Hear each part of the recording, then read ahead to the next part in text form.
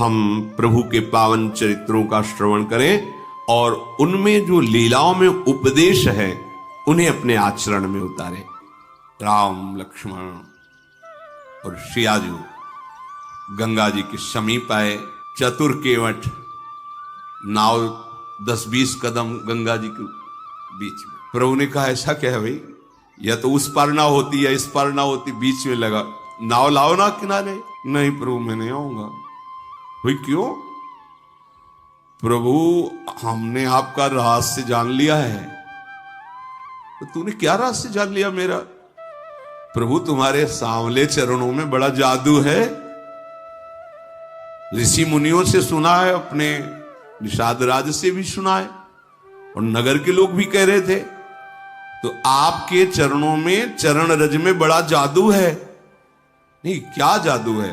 सुना है गौतम ऋषि की पत्नी जो शिला रूप में थी, आपका चरण स्पर्श हुआ, सुंदर नारी बन गई। प्रभु शिला नारी बन गई तो काठ को नारी बनने में कितना देर लगेगा? वो वैसे ही लड़का बच्चा से घर में हम उसके पालन पोषण में परेशान है, और अगर नाव जिससे पालन पोषण करते वो भी नारी बन गई तो समस्या और बढ़ जाएगी।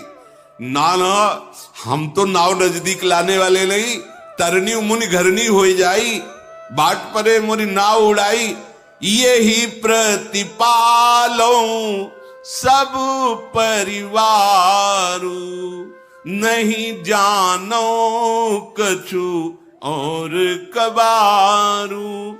मेरे और कोई धंधा नहीं, कोई व्यापार नहीं, ये गंगा पार करता रहता हूं, जो कुछ मिल जाता है परिवार चलाता हूं। ये नाव भी स्त्री बन गई तो खर्चा डबल बढ़ जाएगा, व्यापार बंद हो जाएगा, ये नहीं हो सकता।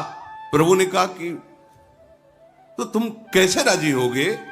पार तो तुम्हें करना ही होगा, क्योंकि दूसरी नाव यहां दिखाई नहीं दे रही। एक बात है प्रभु, अगर आप पार ही वास्तविक जाना चाहते हो, देख लो, जो भव समुद्र से पार करने वाले हैं उनसे केवट। अगर पार ही जाना चाहते हो तो एक बार हमें चरणों को धोने का अवसर दीजिए। मैं धो के देख लूंगा कि कहीं इसमें वो जादू काम तो नहीं कर रहा। मैं जल लाऊं कठौते में, चरण धोऊंगा। अगर कठौता स्त्री बन गया तो कोई घाटा नहीं होगा, क्योंकि नाव हमारी सुरक्षित रहेगी, आने जाने से वो मिलता रहेगा और परिवार चलता है। अगर कठौता स्त्री नहीं बना और हमने चरण धो लिया, फिर नाव में बैठा लेंगे कि वो केवल शिला ही नारी बन सकती, एक काठ जो है नारी ले। भगवान बहुत मुस्कुराए कि यार बड़ा विनोदी है ये केवल। जो प्रभु पार अवश्य गा चाहो, मोहि पद पदुम पखारन का। लक्ष्मण जी ने रोष दृष्टि, संभाल के बात कर, मानो नेत्रों ही नेत्रों में डांट रहे हो, संभाल के बात कर। इशारा की लक्ष्मण जी तरफ, अब डरने वाले नहीं है हम, ठीक है मार दो चलेगा। मैं कसम खा के कहता हूं महाराज, जब तक चरण नहीं धुलवाओगे पार नहीं करूंगा। और ये लखनलाल जी, मारना चाहते हो ना, मारो मारो, मेरा सौभाग्य है। इसमें क्या सौभाग्य है? जब मारेंगे तुम्हें तो सौभाग्य क्या होगा पता है तुम्हें? कहां मर रहा हूं? गंगा जी में, सीधे गंगा जी में। मार कौन रहा है? राम जी का भाई लखन। अपराध क्या है? केवल चरण पखारना चाहता है। साक्षी कौन है? स्वयं राम जी। मारो मारो, हमें कोई परवाह नहीं। केवट की बात सुनकर लक्ष्मण जी भी शांत हो गए कि बड़ा विवेकवान है, मुझे कोई इसमें फर्क, मेरा तो अहोभाग्य आज होगा ही होगा। या तो मारो तो अहोभाग्य, नहीं तो चरण पखारेंगे अहोभाग्य। अब मुझे कोई मेरे भाग्य से विचलित नहीं कर सकता है। प्रभु ने कहा भाई तुम्हारी नाव ना स्त्री बने और मुझे पार जाना ही है, तुम उपाय कर लो। कृपा समुद्र भगवान श्री राम मुस्कुरा कर बोले, भैया तू वही उपाय कर जिससे तेरी नाव बच जाए। तुझे चरण ही पखारना है, जल्दी कर, चरण धो और मुझे पार उतार दे। देखो प्रभु का कृपा प्रसाद प्राप्त करके तुरंत भवसागर से पार हो जाते हैं जन। आज प्रभु निहोरा कर रहे केवट से, मुझे पार कर। जासु नाम सुमिरत एक बारा, उतरहि नर भव सिंधु अपारा। सोई कृपालु केवटहि निहोरा, जेहि जगु कीयति हूँ पगहु तिथोरा। जिनका नाम स्मरण करने से अपार भव समुद्र संसार से जीव तर जाता है, जिन्होंने 3 पग पृथ्वी मांगी और 2 में ही नाप ली, वो केवट से निहोरा कर रहे हैं गंगा पार करने के लिए। परम कृपालु प्रभु जी के वचन सुनकर गंगा जी भी अंदर ही अंदर बड़ी आनंदित हो रही कि मैं जिनकी चरण धोवन हूं, प्रभु निहोरा कर रहे मेरे से पार जाने के लिए। ओहो, साक्षात महा सामर्थ्यशाली होते हुए केवट से प्रार्थना कर रहे हैं। गंगा जी प्रभु के नख कांति को देखकर अपने प्रगट स्थान यहीं से प्रकट हुई, बहुत प्रफुल्लित हो रही है। आज मैं धन्य हो गई गंगा जी के।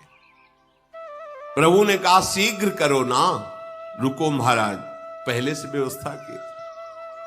कठौता लाया, कठौती ले कि अगर बनेगा भी ना तो कठौता लड़का बनेगा, नाव खेने के काम में आए।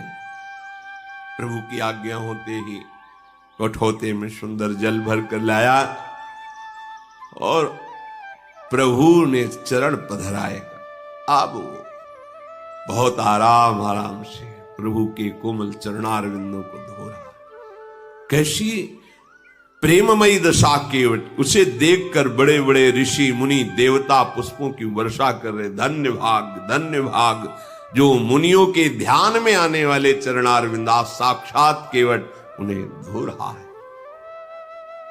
चरण कमल धोता जा रहा है, हृदय आनंद से लबालब भरा है, रोमांच हो रहा है। प्रभु ने कहा शीघ्र करो, उसको तो सुध ही भूल जाती, चरण पकड़ करके फिर धोती। प्रभु ने कहा जल्दी करो, मुझे पार जाना है। अपने वस्त्र से फिर प्रभु के चरण पोंछे। अहो भाग, फिर जो चरणोदक है पान किया। चरणोदक प्रभु का पान करते ही जितने उसके पितर थे सब भगवत प्राप्त हो गए। पितर लोक में जितने पितर थे सब भगवत प्राप्त हो गए। जो उसका पूरा परिवार था उसका भगवत प्राप्ति निश्चित, जैसे पास बन गया हो। पद पखारी जलपान करी तो आप सहित परिवार और पितर पारो। आप पूरा परिवार पितर सब भगवत धाम के वश, सब परम पद के अधिकारी। इसीलिए ये नहीं सोचना चाहिए कि हमारे परिवार का क्या होगा।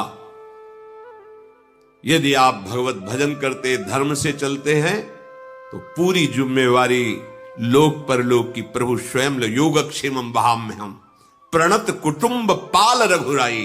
भगवान अपने भजन करने वाले के परिवार का भी महामंगल कर देते हैं, उसका भी पालन करते। देखो प्रभु के चरण धोए, चरणामृत पान किया तो आप सहित परिवार पितर पार करी। प्रभु को बाद में पार कर रहा है गंगा जी से। पहले प्रभु ने उसका उद्धार, उसके परिवार का, परम पद का और पितरों का जो वो सब भगवत प्राप्त, परम पद प्राप्त। प्रभु को गंगा पार के बार बार मुख माधुरी देखते हुए नौका चला रहा है। जब पार हुए तो लखनलाल जी, सियाजू, रामजू उतर करके गंगा जी की रेती में खड़े हुए। केवट की तो दशा इस समय बार बार हाथ जोड़ता है, मुखारविंद की तरफ देखता है, साष्टांग दंडवत होता, फिर खड़ा होता, फिर देखता है, फिर साष्टांग दंडवत। भगवान को ऐसा लगा कि शायद कुछ उतराई नहीं दी है, इसलिए ज्यादा दंडवत हो रही क्या। सब कुछ जैसा प्रभु को लग रहा है कि देना चाहिए उतराई। प्रभु सकुच यही कछु नहीं देना, इसको तो कुछ दिया नहीं। देखो हमारे प्रभु का स्वभाव देखो, सब कुछ दे दिया पर क्या सकुच है, इसको कुछ दिया नहीं। इसीलिए इनके समान केवल यही है, उसको परम पद, उसके परिवार को परम पद, उसके पितरों को परम पद, देवता ऋषि मुनि केवट की प्रशंसा करके पुष्प बरसा रहे, जगत बंदनी बना दिया। और प्रभु को सकुच क्या है? प्रभु इस सकुच यही नहीं कछु, इसको तो अभी कुछ दिया नहीं है। तो पिय ही की सिय जान निहारी, मणि मुदरी मन मुदित उतारी, कहे वो कृपालु ले ही उतराई, केवट चरण गहे अकुलाई। नाथ आजू मैं काह न पावा,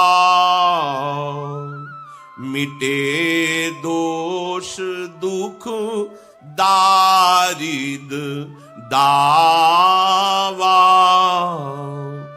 बहुत काल में किन्ह मंजूरी, आजू दीन विधि बनी भली पूरी, अब कछु नाथ न चाहिए मोरे, दीन दयाल अनुग्रह तोरे।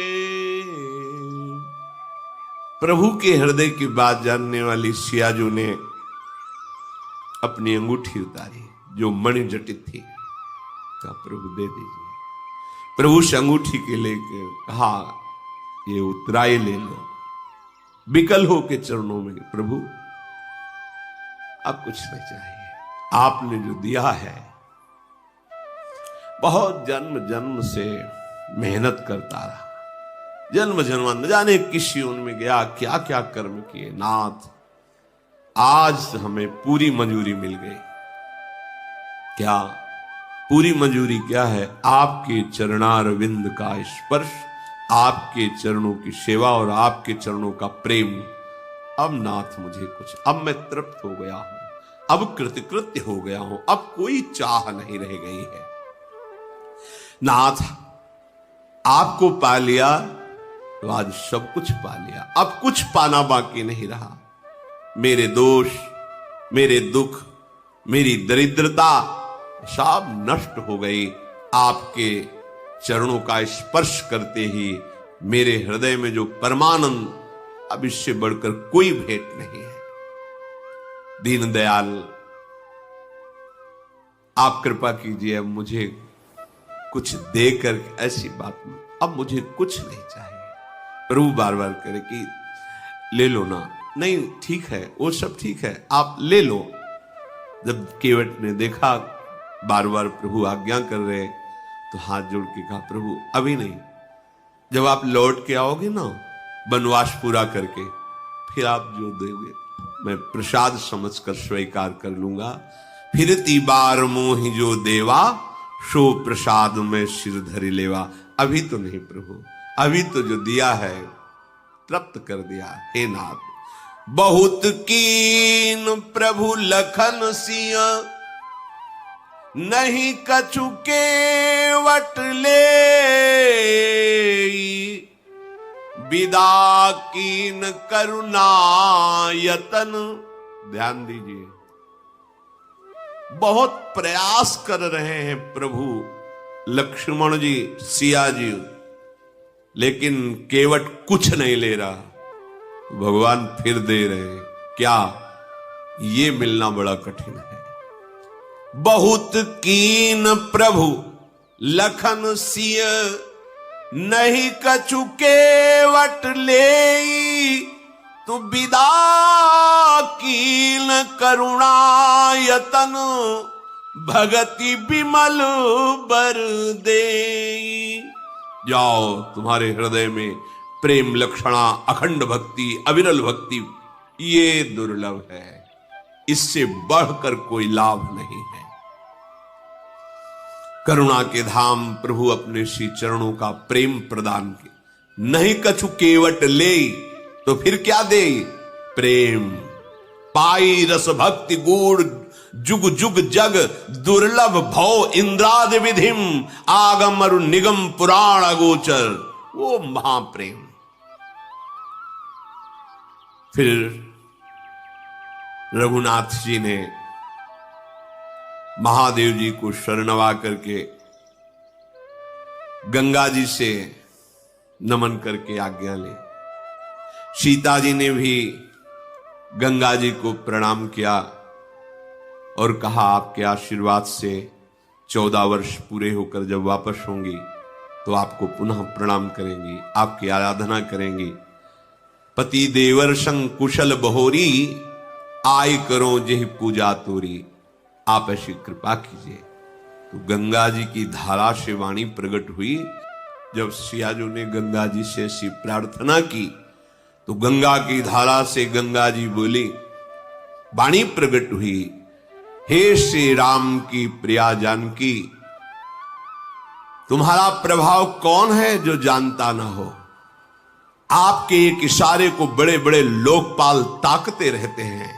समस्त सिद्धियां हाथ जोड़े आपकी सेवा के लिए खड़ी रहती है। फिर आपने मेरी विनय की, ये तो आप मुझ पर कृपा कर रही हैं, मुझे बड़ाई दे रही हैं। पर हे देवी, मैं आज अपनी वाणी को सफल करने के लिए आपको आशीर्वाद देती हूं। प्राणनाथ भगवान श्री राम, देवर श्री लखनलाल और आप सकुशल अयोध्यापुरी लौटेंगी। तुम्हारी संपूर्ण मनोकामनाएं पूर्ण होंगी और तुम्हारा सुंदर यश जगत भर में छा जाएगा। मंगल के मूल गंगा जी के वचन सुनकर के गंगा जी को अनुकूल देखकर सीता जी बहुत आनंदित हुई। प्रभु श्री रघुनाथ जी ने निषादराज गुह से कहा, भैया आपकी सेवा बहुत हुई, पिताजी ने हमें जो वनवास का आदेश किया है, आप साथ मत चलिए, आप वापस जाइए। निषादराज गुह का तो मुख सूख गया, हृदय में भारी जलन हुई, चरणों में गिर पड़ा और कहा, प्रभु मेरी विनय सुनिए, कुछ दिन आपके साथ रह लूं।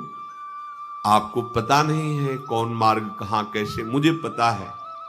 मैं आपको मार्ग दिखाऊंगा, जहां आप रुकेंगे सुंदर पर्णकुटी की रचना करूंगा। और प्रभु कंदमूल फलों की मुझे पहचान है, मैं लाके आपकी सेवा में। प्रभु मैं अभी तो नहीं जा सकता, अगर अभी आप कहेंगे तो जीवित रहना असंभव है। प्रभु ने निषादराज गुह की ओर देखा कि प्रेम विकल है। प्रभु ने कहा, तो ठीक है, चलो कुछ दिन हमारे साथ चलो। बड़ा प्रसन्न हो, एक क्षण भी भगवान का साथ मिल गया, धन्य अहोभाग्य हो गया। फिर सेवा, फिर कई दिन सानिध्य और फिर निरंतर सानिध्य। तो ये उपासना निरंतर सानिध्य प्रदान करती है। छिन छिन बिहरत संग, छिन छिन निरखत प्रेम भरी, छिन जस कहत अभंग, यह जो कृपा हरिवंश की। प्रियालाल प्रतिपल साथ रहते हैं, कभी बिछुड़ना नहीं, आनंद ही आनंद। ये सब बिछुड़ने वाला देश है। शरीर बिछुड़ेगा, प्रिय मित्र बिछुड़ेगा, सब सगे संबंधी बिछुड़े, आप अकेले होगे। अगर उपासना परिपक्व कर लो तो प्रियालाल के समीप अनंत काल तक के लिए, जहां प्रलय की पवन का भी प्रवेश नहीं, दिव्य चिदानंद वृंदावन। प्रभु श्री राम महादेव जी को नमस्कार करके निषादराज लखन जी और सियाजू के सहित आगे बढ़े। उस दिन सुंदर एक पेड़ के नीचे निवास हुआ। सखा गुह ने सुंदर विश्राम की व्यवस्था की। वही विश्राम की व्यवस्था, कुछ घास लगा के ऊपर कोमल पत्ते बिछाना। फिर प्रातःकालीन प्रभु ने दिनचर्या की।